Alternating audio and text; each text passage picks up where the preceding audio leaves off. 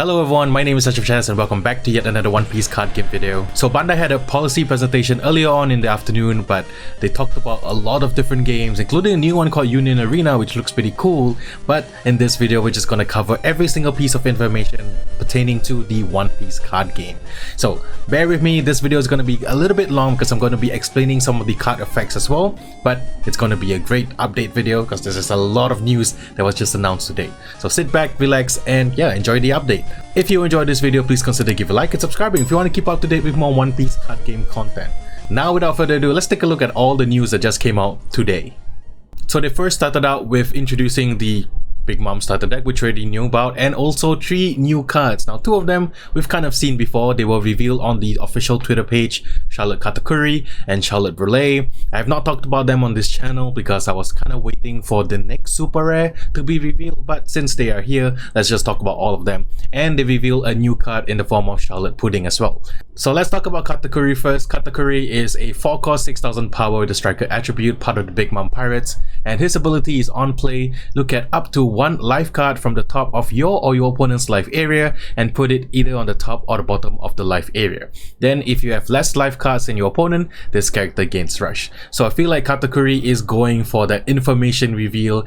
You have, finding out a little bit about your opponent's life. If your opponent's playing red, there might be a jet pistol there, so you can kind of take a look at it, say, oh, nope, no thank you, and put it at the bottom. And if you have less life than your opponent, you get rush. So Katakuri, an extremely strong card. Definitely really happy that he's finally getting a card, and also later on we'll talk about him yet again. But we're just gonna move on to Charlotte Brûlée. Now Brûlée is a 3-cost 1000 power, the special attribute, part of the Big Mom Pirates, with blocker, a triggered ability to play this card and counter 1000. So this Brûlée actually really strong when you're working together with the Big Mom leader herself, because Big Mom can kind of put Brûlée on top of your life as long as you fulfill the conditions of her ability, and then your opponent attack into your life and you get a free blocker. So this is awesome. This is what Yellow wants to do. It wants to put all these strong triggered effects into your life and then get advantages from there. And lastly is Charlotte Pudding. Pudding is a 2-cost 3000 power with a wisdom attribute, part of the Big Mom Pirates, and her ability is on play, look at up to 1 life card from the top of your opponent's you or your opponent's life area and put it either on the top or bottom of the life area with counter 2000. Immediately this is going to be a very good card for Yellow. Counter 2000, always good. Whether or not the effect is good, we gotta wait and see till we get more Yellow effects, but the Yellow is looking good so far. I'm really excited. Next up, they also revealed 2 new starter decks that are slated to be out on the 25th of March of 2023. This is 2 new side starter decks. I'm not exactly sure what that means, but we can safe to say that it's a starter deck. One of them is a black version of Luffy, so that's pretty awesome. Luffy is a character card in the picture right here, and another one is a yellow deck featuring Yamato as the leader. So all you fans of Yamato out there, you can now use Yamato as a leader, so that's pretty awesome to me. No information other than the release date and the card images so far, so gotta wait and see, but this is kind of slated to be in March, so we still have a long way to go, but something to look forward to in the next year for sure. They also shared images of the potential artworks of the cards that are going to be maybe included in the deck. I'm not sure, but we have Laboon, we have the Bandit from like the early days, including the sea monster at the back, and of course Luffy. And then for Yamato, we have a Yamato, and of course Momonosuke, so in the dragon form, which looks really quite good. Really excited to see how the decks kind of play out, whether the effects, but it's still a long way to go, so once we get the information, I'll definitely update it here on the channel. Next, they did touch a little bit on OPO3, Mighty Enemy. We know that Katakuri and Rob Lucci are going to be in the set, but they revealed 3 leaders, Katakuri, Rob Lucci, and also Arlong, which is very cool to me. So there is going to be a little East Blue influence, so pre-timescape East Blue. We got Nami that was revealed during the presentation as well as Perez Pero. Really awesome cards. They did mention in the presentation that there might be 2 potential leaders that are coming into the set, which is going to be Nami and Ace. So no information on that so far. There's no pictures, there's no card effects for Nami and Ace, but the fact that Nami is going to get a leader, and the fact that there's going to be an alternate art leader of Nami. I'm very curious to see the price point of that Nami leader, but you know, gotta wait and see. I can't wait to see it, but for now, there's a lot of effects, so I'm really happy. So let's talk about all the cards that have been revealed, starting with the Katakuri leader. So Charlotte Katakuri is a yellow leader, is 5 life, 5000 power, the striker attribute. And his ability is Dawn 1 when attacking. Look at up to 1 life card from the top of your opponent's life area and put it either on the top or bottom of the life area. Then this leader gains 1000 power for this battle. So playing into his effect where you can kind of see a little bit on your opponent's life and your life, you know, get more information that way.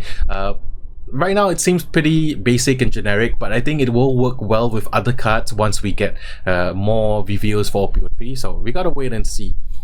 Next up is Rob Lucci. Now Rob Lucci is a very interesting leader. It's like Rob Lucci is a black leader, 5 life, 5000 power, the striker attribute, part of the CP9, so that's pretty cool. On your turn, once per turn, you may discard 2 cards from your hand. When an opponent's character is KO'd, put this leader to active. Man, Rob Lucci, definitely one of the more interesting leaders out there, and I think black has cards that can KO other things, you know, like for example the Garp from the black starter deck, where you can just destroy, you can KO something, and then you can put all your 10 Dawns onto Rob Lucci because his effect doesn't need any Dawn to activate, so you could potentially attack to your opponent's leader for 15,000, discard 2 cards from your hand, KO something, put Lucci back to active, swing again for 15,000. So that's pretty cool to me. I think Rob Lucci is definitely going to be one of the more interesting leaders, and definitely strong as well. The discard 2 cards from your hand is a really big ask in my opinion, but you know, if you're going in for the kill, why not, right? So I think once we get more cards for black in the new set, we'll see how Rob Lucci plays. Now, since we're on the topic of Rob Lucci, they actually reveal a special parallel leader artwork. So similar to how, you know, Shanks has a normal alternate art and manga Shanks, I think now the leaders have their normal alternate art leaders and also a special alternate art version of the leader, which is this like silver-ish version with like silver and gold, black. I don't know, it's really cool looking. They did have a little sample which they did show during the presentation itself. I can only get a screen grab of it. If I can see a video, I'll probably link you guys to it, or probably retweet it on my Twitter. But it looks good, and I'm curious to see what the drop rates are. They did mention that OPTCG is going to have 4 special rarities, so this might be it. It might be in the leader slot, so very exciting stuff. And our next leader is Arlong. It's a green-yellow leader. That's pretty cool. 4 life, 5000 power, the slasher attribute. Part of the Fishman, East Blue, and Arlong crew. Very exciting to see like Arlong crew and East Blue stuff. So his ability is Dawn 2 when attacking. Pay 1. So you have to have 2 Dawns on him and attack, and then you pay an additional Dawn. Play 1 cost of 4 or lower character card with trigger from your hand. So we'll see this in tandem with another card that we're going to talk about later on. It's kind of like Doflamingo a little bit, except that you're putting things from your hand onto the field. And as I think maybe Arlong crew has, you know, strong cards with triggers as well, so that's very interesting to see. Let's take a look at Nami, and this kind of ability kind of works well together. So Nami is a green character this time. She's a 2 cost, 2000 power, but with the wisdom attribute, part of the East Blue and Arlong crew. So 3 times skip Nami right here. And her ability is on play. Look at the top 5 cards of your deck. Reveal 1 East Blue type card other than Nami and add it to your hand. Return the rest to the bottom of your deck in any order. And she has trigger, play this card with counter 1000. So immediately, even discounting like Arlong's ability, her having trigger, it's an easy 4-off, I think, in my opinion. Also, paying 2 to play something for a searcher, it's not that bad. I mean, like other cards have it. It gets even better when you're using with Arlong's effect. So Arlong can attack, pay 2 Dawn on Arlong, pay 1, put down Nami, and then search. So that's really good in my opinion. Alright, next up is Charlotte Perespero. It's a yellow character. This is our first super rare from OPTCG technically, with effect, because I think Lucci and Katakuri is going to be super rares as well, but they don't have their effects revealed yet. So 3 cost, 5000 power, the special attribute, part of the Big Mom Pirates, and his ability is on KO. Look at the top 3 cards of your deck, reveal 1 Big Mom Pirates type card and add it to your hand. Return the rest to the bottom of your deck in any order. Triggered ability, you may discard 1 card from your hand, play this card. So interesting. You can technically use Big Mom's ability as well to put him on top of your life, and then trigger, you can play discard a card and you can play him for free essentially, right? His search ability is on KO, so I don't know how to feel about it. I thought it might be better if it's just on play. It makes it a really strong super rare in my opinion, if that's the case. Maybe they thought on play might be too strong, but I don't know what to think about this until we see more of the OPO3 cards, so let's just move on. So that's just the second part of the announcement, talking about the OPO3 cards a little bit, as well as talking about the new alternate artwork for Rob Lucci. Now, before we go on to like the big stuff, just essentially they have card sleeves that are going to be designed, as well as a new playmat of this Luffy right here. Looks really good. I can't wait to, I don't know how it's going to be distributed, but I really want this Luffy playmat. They're also making an acrylic case so that for future collectors you can kind of display your cards in this. I've kind of seen this around, not necessarily from One Piece card game itself. Like I know other companies have made similar products. Pokemon has done similar products as well. So I think the One Piece card game wants to make this so that you can display cards. I do like the frame though. So it's a card that I really like, and it fits with the frame, maybe a manga ray or anything. But I think if you have a manga ray, you would have set it for grading instead. But it's a great way to display your cards if you want to. Also, more cardboard storage boxes. Okay, let's move on. And lastly, and I think this is one of the most important bits of news coming from today's announcement, is the fact that the flagship event now has new pricing. So this is going to take effect, I think, in February onwards. So if you guys don't know, the current flagship event, the top 8 gets the really nice chopper. The flagship winner gets the flagship Luffy with the serial number. But for now, the new updated one is the top 8 will get this really cool version of Queen.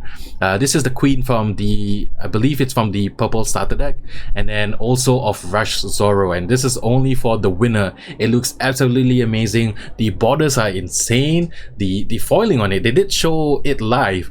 They have a sample of it. Here's a little screen cap for you, but it's insane. Like, I think this is going to be one of the more sought after cards. Probably not as expensive as the flagship Luffy. I think that one will take the cake. But for a card, this is definitely going to be a collector's dream to have. I'm not going to have any hopes to ever want to collect this. I'm fine with my regular Rush Zoros, but it'll be nice to have. I'm saying it looks really great. That's what I'm saying. It looks great. So there you go, every single piece of information that was revealed during the presentation. I might have covered everything, but if I didn't, please let me know in the comment section below. I think that, it's a really exciting thing that's going to be happening for the One Piece card game in 2023. And for the people enjoying the English release, this is just something you can look forward to when it comes over to the English release. All the promos, all the new cards, as well as that really nice pricing and the alternate art. Parallel leader of Rob Lucci. Hopefully Katakuri has one. If Katakuri has one, I'm definitely going to try my best to get one. But anyway, hope you guys enjoyed the update. I know I didn't want to make this video too long, but had to kind of stretch it out a little bit. Hopefully this is useful for you guys to kind of keep track of what's going to be happening next year. All of the products that are going to be released, I'm definitely going to open on the channel. That's just something I like to do, and I want to collect all the products anyway, so look out for that. Just before we end this video, they also revealed a new card game called Union Arena. I'm not going to cover it. I just thought it would look cool. Wanted to just show you guys how the poster looks like. It's going to have characters from Hunter x Hunter, Bleach, Code Geass, and so on and so forth. It looks cool. The gameplay, I'm not sure how it completely goes. I've not really watched the video to the full extent, but it shows that Bandai is kind of focusing a lot on TCGs, maybe because of the success of like Digimon, Dragon Ball, and now One Piece. And of course Battle Spirits, they're gonna kind of like push into that a little bit. So this is great news. And also the fact that Dragon Ball has an online client now that was just announced. Fingers crossed that Digimon, I'm not going to forget about Digimon will get it first, and then maybe One Piece will get it down the line. Anyway, it's just an exciting thing for not only One Piece card game fans, but for card game fans in general, especially for fans of Bandai card games.